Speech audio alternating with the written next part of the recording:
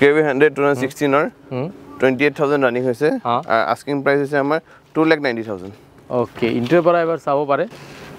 তার পাছত আছে এখন i10 2015 এর স্পোর্টস মডেল ফার্স্ট ওনার গাড়ি হয় আর ইয়া আস্কিং প্রাইস হচ্ছে আমার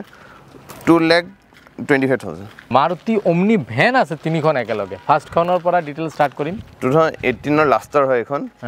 আস্কিং প্ৰাইস হচ্ছে 2,70,000 ওকে নেক্সট আহি যাব আপোনাৰ 2016 এৰ এটো আস্কিং প্ৰাইস হচ্ছে আমাৰ 2,25,000 আৰু এখন আছে